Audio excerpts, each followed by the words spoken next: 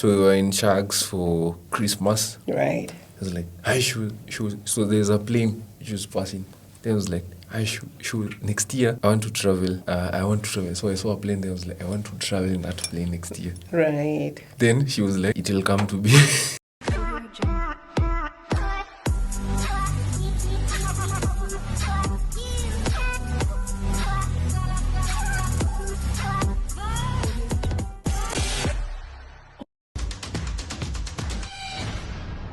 Hi everyone, my name is Gina Mutune Odede and I am so excited to be the host of Jamhuri Fresh Off the Boat. And this is an informative, entertaining podcast that shares real-life experiences of Kenyans who dare to step beyond their villages and engage with the wider world. In this show, you get to hear about culture shocks to career breakthroughs. We explore the highs, the lows, and the lessons learned from interacting with the global cultures. So I'm so excited today because in this show, we get to cover the Kenya Robotics team. Thank you. So you can introduce yourself and, a bit about what you do. Hi, audience. Hi, everyone. Thank you so much for having me. My name is Gitau. Kelvin.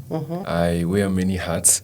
First of all, a STEM trainer, STEM and robotics trainer. Okay. And STEM stands for, just in case there's someone out there thinking it's a plant STEM? Yeah, STEM stands for science, technology, engineering, and maths. Good. Though currently, so some people refer it to STEAM, where there is now arts. So it now becomes science, technology, arts, engineering, then math. Oh, that's good. I feel represented there. We thank God. Yes. Because I always think creativity is also a form of intelligence. Yeah. So that's good. So in real sense, STEM is just the 4 disciplines, studying the 4 disciplines and how they integrate. And, the world is basically driven by manufacturing. Absolutely. Yeah, from the clothes you're wearing right now to everything in this beautiful place, to your home. Yeah. So we depend so much on manufacturing. So studying STEM enables us to have more engineers, creators, innovators. Absolutely. And that's why the world is supporting STEM, and that's why educational systems are focusing more on STEM. Okay. The own country can promote STEM, and working with a program known as TME Education. So TME is a company based in Poland that distributes electronic components. Okay. TME actually stands for Transfer Multi-Sort Electronic, the name of the company. Okay. Based in Poland. And TME Education, we are an initiative of the company that was started way back in 2016. So in TME Education, our mission is to, again, promote technology. Right. Targeting the African youth. As you know, our continent, Africa, if you look at the statistics, yes, 70%, it's young people. Right. Oh, yes. Wow, 70%, yes. Yeah, I think if I'm right, it's about that. About 70, right. Yeah. What we do is that we have ambassadors and tutors. So these are people who are passionate about sharing knowledge. And currently we are present in more than 20 African countries, plus India. So in all these places, we have people who, love to share knowledge. Right. And I am the education ambassador in Kenya, starting the year 2018. Okay. To now, you're still the ambassador. Yeah. So what I do on a day-to-day basis is actually collaborating, partnering with different institutions, but we cut across all the way from primary school to university. Wow. So we focus more on vocational schools. Right. We have resources that we use to train them, so they're able to gain hands-on skills. Right. Yeah. And so you're training them on what? So we train them on the areas of electronics. So think of mobile repair technology. Nice. A skill that you can be able to earn something from. Okay. Yeah, something interesting. There's a time we collaborated with another organization, and we actually did a mobile repair for the deaf community. Oh, wow. Yeah, so that was interesting. I know, not just interesting, but I always say, you know, when your work is rewarded, it restores a sense of your worth, you know what I'm saying? And so I really love the space that Kenya or Nairobi is in terms of embracing the differently abled people. Differently abled people. You know, I was in a restaurant and there were these deaf people and all the deaf people are waiters there. You know, and I thought, wow, because it's restoring a sense of dignity that was lost. So I love that. That's really good. And I know you can share more and more, but I really want to get to the core of this. Yes. You are wearing something on your neck. It is a silver medal. It's a silver medal. And I just want to say, woohoo, that is really cool. But do you want to just share a bit about that, why you're wearing it and what does it represent? So this is a silver medal, like you mentioned. Right. So I also manage a robotics team. Okay. We have an international robotics competition called First Global. Right. And again, the word FIRST is an acronym for inspiration and recognition of science and technology. Oh, wow. Yeah. So First Global. So First is an American non-profit. They organize this annual international robotics competition. Right. Again, with the mission of promoting science and technology. Right. Amongst the over 1 billion youth. In Africa? No, not in Africa, globally. Oh, wow. Yeah. What's unique about First Global is that we have only one team per nation. Oh, nice. Yeah. So there can't be only one Team Kenya. Right. I've been part of the team, and this year the theme was based around equilibrium. So basically looking at biodiversity. And apart from that, the students who are aged between 15 to 18 for the competition were building a robot, designing and building a robot. Oh, wow. To compete with other teams. And before now explain about this medal, it's important to note that the competition structure, it's held in alliances. So what that means is one alliance is made up of three countries, three nations, basically. Three random countries against three other countries. Oh, wow.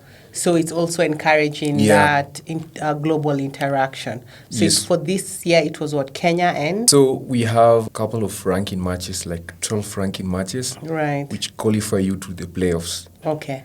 So in those 12 matches, it will be Kenya paired up with other random teams against other countries. Oh, wow. So we tend to call it competition, where you are competing but also collaborating. That's very good because you learn a lot. You learn a lot. You get stressed out a lot. Yeah. But then you also get a first experience with global and cultural interaction. Exactly. So I love that. I love that. So in the show, we really try and find out how travel has opened up your mind. But before we go there, I just want you to say how you won the trophy. Okay. From what position you are and to what you have kind of super exceeded, because you really actually super exceeded what you were in your last position. So you can just share briefly about that. So as I was explaining, now Team Kenya, they did a good job, and thanks to our mentors. Right. For all the efforts they put in. The competition is in Panama. So when we arrived there, I was looking at my students, they were looking at robots from other countries. Right. And at some point, they were not very confident. Yeah. I told them, you've been preparing for this and just work with what you have. So they did a good job during the ranking matches. But again, it really depends on the alliance you are in. Right. After the ranking matches, we're now headed for the playoffs. So we have the round robin, and now Team Kenya, we got a chance to play in the playoffs. I think there are very few African countries in the playoffs. Right. So at that point, we are also representing East Africa in a way, because we are only the East African team that made it to the playoffs. Right. Now, this is interesting. In the playoffs, now the alliances are made up of 4 nations. Yeah, in the playoffs. So we went to the playoffs, and our alliance, which was made up of Team Kenya, Serbia, Malta, and Lithuania, we managed to position 2, the second position. Wow. And so you became the second position over how many countries? So More than 190 countries. Basically, like Wow.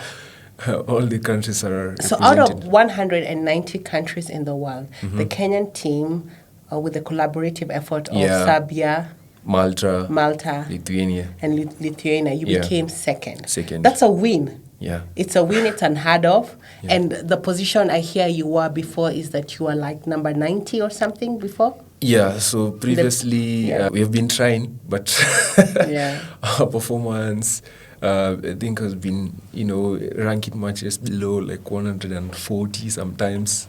Wow. And sometimes it's attributed to challenges, maybe in the robot, where you have to do like last minute fixes Right. while at the competition Right. arena or venue. Yeah. So this year, better performance. Actually, for us, Not it's just better. I yeah. mean, this is like, that's why I'm in Yeah. awe at just how, you were able to get from, 100 to second position globally, Yeah. This is like absolutely outstanding. It's a win for Kenya. It is a win. Yeah. It's such a win. And I just wanted to touch on how, like, I don't know whether you understand, but you're like, there's always this saying, they say you're like your ancestors' wildest dreams.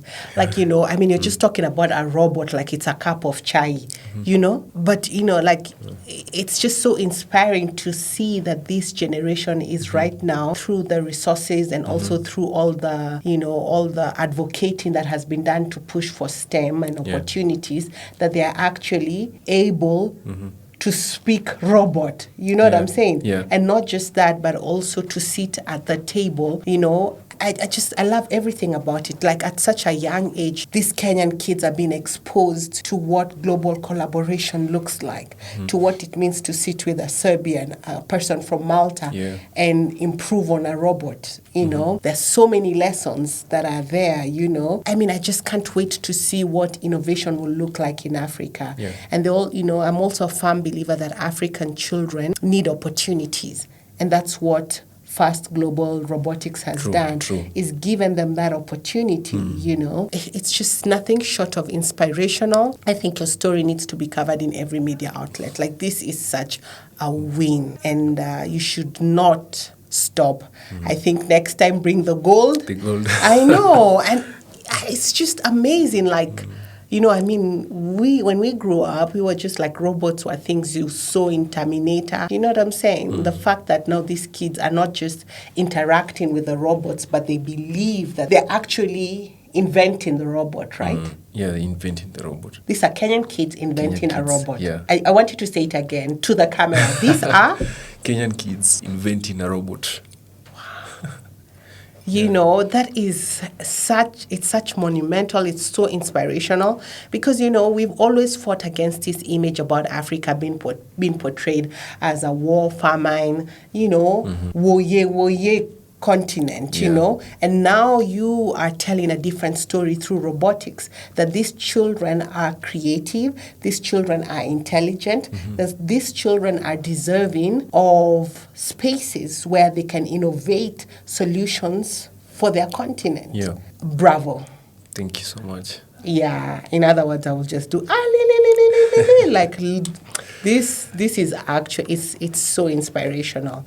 And so of course we gotta move on from this. I think it's a win, and I think our plea to the audience out there is someone who knows someone who can help the Fast Robotics team, and we're gonna put down contacts on how they can reach you, just to see how to support that this story really needs to be celebrated, and that we need to of course support their organization so that they continue to mentor and inspire young Kenyan scientists to do even better, Yes. I think there's one thing we say about a great idea whose timing has come. Yeah. I literally think this is it, So I know you definitely will go far.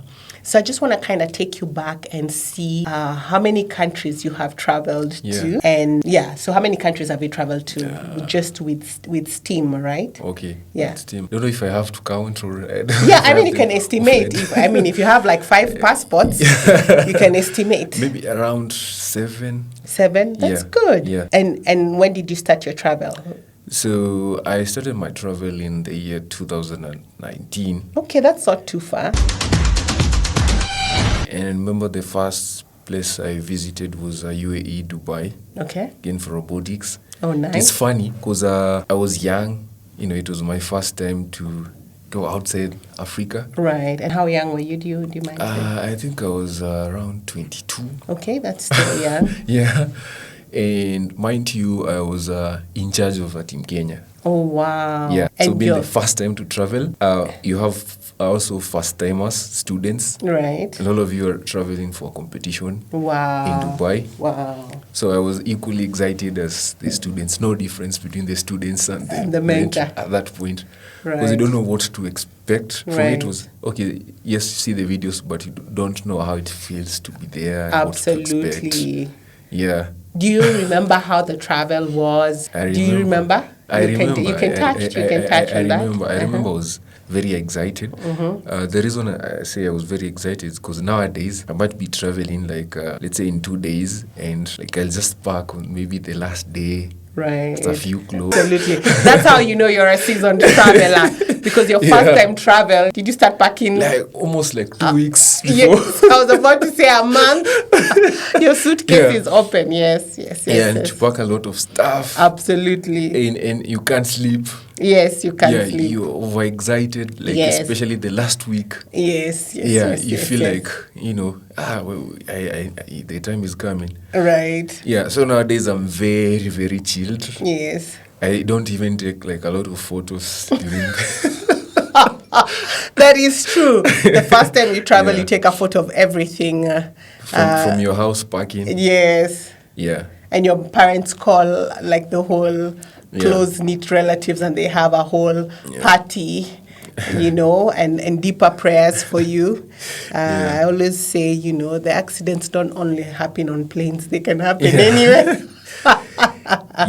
So I remember, especially that time, coming from a single mom. Yes. So like her coming to the airport. Oh. But nowadays it's just call her, like on that same day I'm at the airport, traveling to a place for 1 week. And she's okay with that. Oh, that is so beautiful. It's like, okay, see you. Yeah, see you in a week. Yeah. But your first travel, she took you to the airport. Yeah, I think did you have an entourage of people? Yeah, there's so many people also for like the entire team. Yes. And no, with your mom and your family, was there an entourage? Because normally your first I think trip, around four, if I'm not wrong. Not bad. Yeah. She was kind to you. Yeah. Sometimes I see a whole bus of people who who go to the waving bay to say goodbye to their person. So for me, it's very special. Okay, I'd say I'm that kind of village boy. Oh, you are a village boy. So what village do you come from? So we happened now we reside in Machakos. Okay.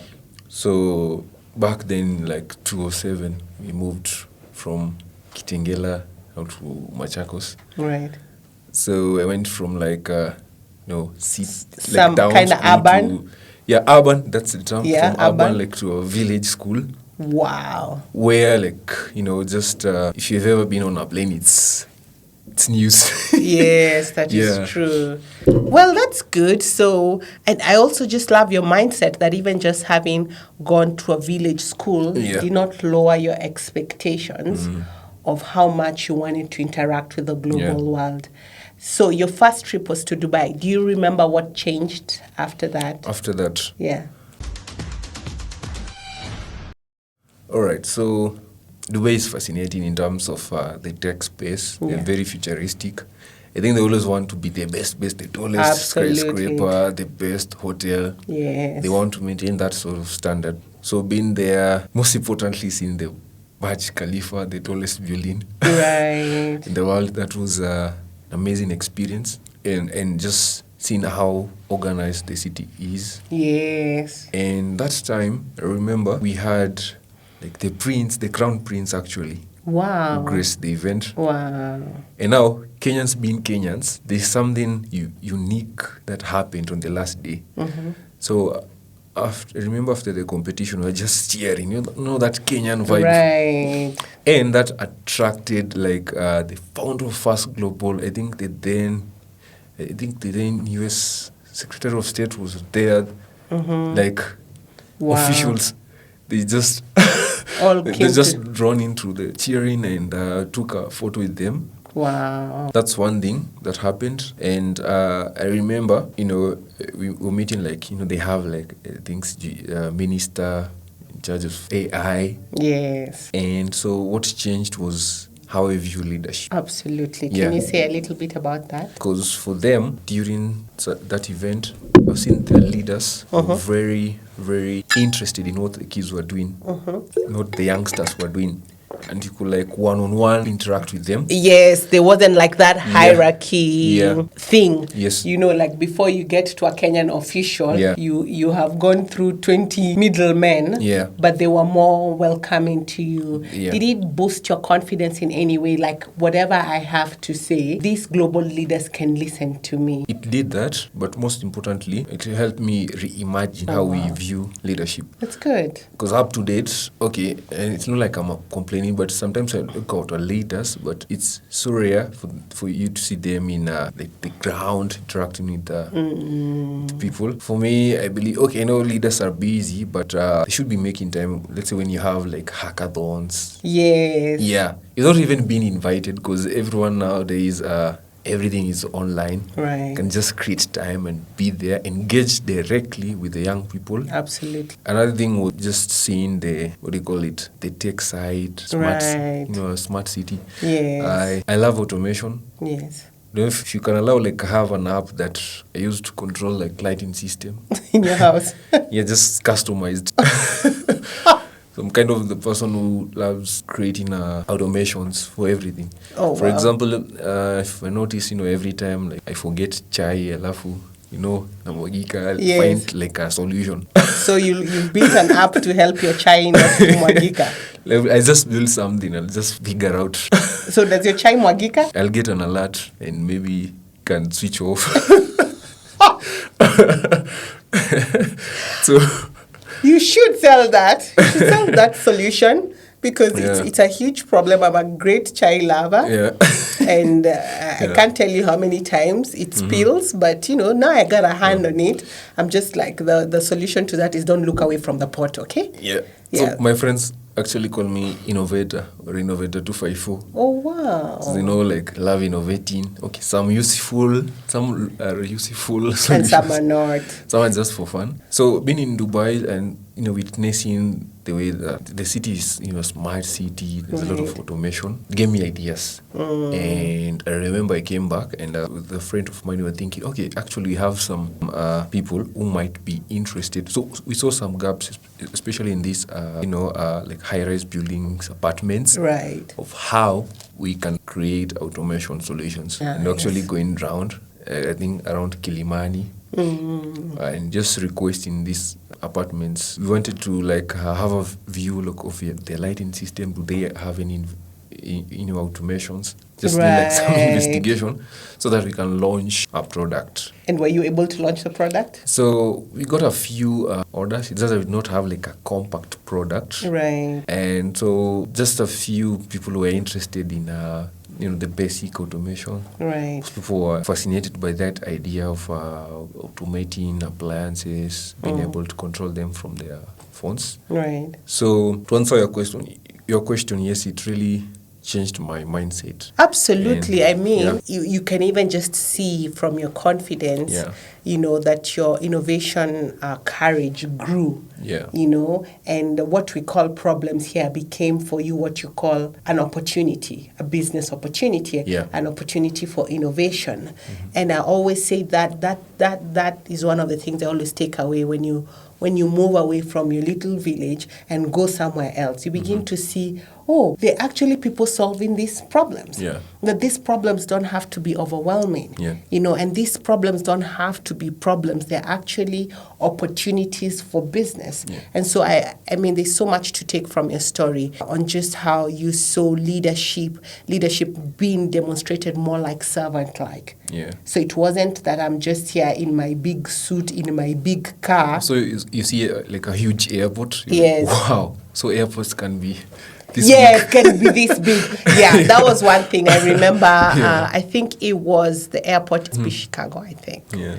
that there was a whole train taking you around, Yeah. and I was just like, an airport? Like, why does it need this, you know? So yeah, absolutely. It really makes you think on just how possibility, you know. I think also there's another bridge, I can't remember the exact area, but it was just in between nothing. Yeah. You know, like there's no road. It was suspended on stilts, you know, and I just remember thinking, you in your African mind, you'd be like, oh, that's an impossibility. Yeah. But these guys were like, no, we're just going to build something. Yeah. And it just, I said, when I came back, every time I see problems, I just don't feel a sense of being overwhelmed. I just know, give me time and I'll find a solution. So do you mind naming the 7 countries that you... Okay. So from Dubai, trying to remember the order. It doesn't have to. You don't have to. Yeah. You can just So kind of throw the countries around. From also counting like African countries. Yes, and neighboring African countries are absolutely inspirational. Yeah. I am Yeah, for... they are. They are. I'm like, Yeah. actually travel. No offense. No. I am like travel. Yeah. That's why, you know, and I think, you know, sometimes people, you know, I think the whole idea is not just traveling. Yeah. I'm not here to say traveling to an European country is Yeah, a greater just advantage than, yes. I'm like travel. Even if it's from your village to the next village, it just changes how you see Perspective. things. Yeah. It grows you in your human interaction, in your problem solving. It changes you. So name the So countries. Dubai, then went to Geneva, Switzerland, Nice. then Singapore. Okay. Singapore is quite advanced in quite their technology. quite advanced. And the airport is amazing. Yeah. Yes. Then Greece. That's great. Then went to India, a different program, not my university, like Right. an exchange program. Yes. India, I don't know why I keep on forgetting that I went to India. Yes. India, and Bengaluru. they're also really pushing on their innovation there. Actually, yes. India kind of changed my life. I'll talk about it later. Nice. I went to Senegal. Wow. Yeah, Panama. this Nice. year. Panama, yes. Yeah. So those are like 7 countries. And you Yeah, say and now neighboring countries, oh yes. Uganda, TZ. Absolutely. And you are able to, you know, I think for me traveling to the East African countries, the warmth that they receive you with just made me really feel the East African community. Yeah. And then traveling to other African countries made me really own the title that I'm a Pan-African, that I'm a Kenyan, but I'm also a Pan-African, that these other African countries have so much contributed to my creativity, to my innovation, that I feel part of who I am is because of what is partly influenced by my experiences in those countries. Yeah. So I love that. And you can share a little bit on just, you say India changed your life. I thought you were going to say Uganda, but that's fine. So I was in India, courtesy of ZTech University, my university, for a short exchange program. And so I met How long was the program? I think it was like around 10 days. Okay. Very compact program. So that was in Bengaluru. And of course, India was amazing. The culture, the way they treat you as a visitor. Yeah, very special way. Oh, that's nice. Yeah, flowers like all the time. Very warm reception. Right. And now there's this professor we met. So we were at a university called Christ University. Yeah. And there's this professor who happens to be just very, very innovative. Wow. So he's created like straws using coconut leaves. Right. So a problem is like the kind of person who sees a problem and immediately thinks of a solution.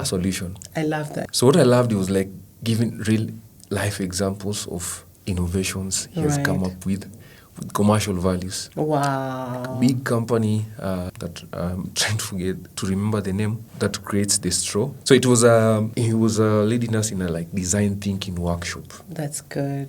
It really transformed me because from that point it really motivated me to now take innovation seriously. Because they say majority of the plastics that we have come from straws. Yeah. So if we can have, biodegradable coconut straws, that really helps in terms of pollution. Yeah. Yeah, so that's, it's a simple innovation. And I'm saying it's not like a complex robot with whatever, I don't know what you would call it, with different systems working in it. Yeah. But innovation can be as simple as a biodegradable coconut straw. exactly. So I love that. That's. And also another thing was like there's this building. They're saying it was designed like by the lecturers. Yes. Yeah, in the School of Architecture. Yes. So the lecturers sat together, designed the building. It was made. Wow. So the students who study in the university, like they have that confidence that this building was designed by the teachers who are teaching yeah. us. Oh, isn't that inspirational? It's inspirational. So it wasn't just about the ideas, that Yeah. they acknowledged the ideas, and I always say something changes when you invest in an innovator. You know what I'm saying? When you're not just about, which I find is what's going on with a lot of African institutions and governments, is they're constantly giving verbal appreciation. True. But innovation, growth in Africa needs more than verbal, acknowledgement. It needs investment, And so, for example, taking a couple of you, or even trying to build further on the robot that won, and making it come alive. Do you understand the confidence that you're going to give these scientists, to innovate more solutions? So that, and I think we really need to push that narrative and change the narrative, because we are having a lot of brain drain where, because African scientists or innovators are more celebrated outside, they go and stay outside, And my show is really go out. And if you are those people who have the grace and the calling to come back to Africa and change the space. So, but they cannot change the space if the policies and the government is a bit hostile in terms of supporting this work, This is why I really think we all should find a way to get your pay bill and just support the work you're doing. Because I think the worst thing is to have young scientists or young innovators, kind of dying or losing their fire because the institutions are not supporting them. I think I was just reflecting with my husband, and I was telling him how when I was doing my class 8, and this was, a little many years ago, I was made to sit next to this guy who was called Eric. And Eric was the weird boy in the class, because all he used to do was like come with wires and, batteries. Yeah. He would put his own circuit. He was an innovator. Yeah. And it's so unfortunate that he passed on. Sorry. But I'm just like, what if we nurtured that gift?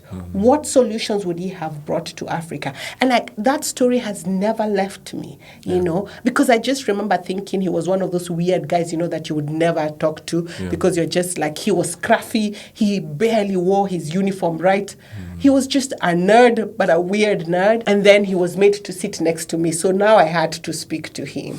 And I think that made me just empathize with him. I was like, he's not a weird boy. He's actually a very brilliant boy who the education system is not supporting. Because, of course, part of him being very genius-like was his concentration levels were almost non-existent. But, or he grasped things very quickly and he was ready to move on. Yeah, so I think my plea to parents is that if you find you have a child who is inclined to STEAM, is push them. Support them, encourage them, speak life to them, because they, I believe Africa is the next frontier, is the now frontier. We have so much. Yeah. We have amazing resources, and I think it's time for you guys to shine. So I would like you, before you say how people can support you, I think I would like to say who inspired you to travel. Your mom, or who was there? Do you have a story around that? This is funny. Yes. Unbelievable. Okay. In a way. So remember 2018. Yes. Very well, December. So I'm very close with my grandma from my mom's side. Okay. And she's like a very powerful woman. Oh, nice. What do you mean powerful? Sorry, I mean prayerful. Prayerful. Sorry, not powerful. Prayerful. Oh, prayerful people are powerful people. Yeah, yes. Prayerful. So we were in Shags for Christmas. Right. I was like, so there's a plane which was passing. Then I was like, I should next year. I want to travel. So I saw a plane there. I was like, I want to travel in that plane next year. Right. Then she was like, it will come to be. Oh, wow. Then the following year, I got the opportunity. I took my passport. And that's the first time you traveled to Dubai. Yeah. I love that, even without her understanding what it really meant to be in a plane. You know what I'm saying? And I love that, the idea that African parents can be able to sit and say, we don't fully understand this tech world, but we will give everything that we can to support our children to step into this world so that they build a different Africa than we know of. Yeah. So I love that about your grandmother, that she was just like, it's possible. And, Yes. and I also think that's also a very powerful statement. I think there was a guy he's also in tech, and he said the same thing. He said his mother, he saw a plane, and then he told his mother that he would want to be in a plane. And the mother said that, and he's built one of the best systems, something in tech in London. He's a Kenyan. I'm going to find his name. Yeah. And it was just from a mother who knew nothing, but was also not willing to... was open to support the impossible dream of a child and just say, that plane, you can do it, Yeah, so I love that. Also, if I can say another thing, also, now of, tech, I also love to travel virtually. So before that, I spend most of my time, learning about the world geography. Wow. So now that we have, Google Earth, you can actually use Street View. Yes. And feel like you're in another country. Absolutely, and that is more, educational than just clicking videos and scrolling by TikTok videos. I remember that also inspired me, because I used to watch a lot of documentaries about, other countries, their culture. Nice. Yeah. Yeah. So the encouragement is, as you're looking for the resources or the opportunity to travel, use Google Maps. And travel there virtually. Begin to dream about it so that, when you get there, you're not experiencing levels of, I don't know, that you can speak a bit of Hindu, you can speak a bit of, French, based on the power of being able to travel there virtually. I think that's very encouraging, and that's a very important tip. So your parting remarks, you want to say that, and then also you want to say how people can support you. All right, I'll just need to confirm the details. Sure, go for it. All right, we have our website, which was made by our students. Oh, nice. So FGCKenya.com. All our details are there, and we currently have a running Mchanga. Really appreciate support from Kenyans. This support enables us to be able to conduct STEM outreach across the country and also prepare for the competition. But we are so much focused on the STEM outreach so that we can give this experience to other kids across, from different counties, from all the 47 counties. So FGCKenya.com. Thank you so much. Awesome. Great. Thank you all for tuning in. I hope you feel inspired, you feel motivated, and also you feel motivated to support them by going to the Mchanga and sending whatever little you have so that we can build STEM in Africa and we can support the amazing dream they have about empowering and creating more opportunities for African children, Kenyan children to dream. I really appreciate that you've stuck through and listened to our wonderful story. So I want to thank you so much, Kelvin, for showing up. And we just want to also really applaud your mother for raising such a young, brilliant man. Catch us on the next episode.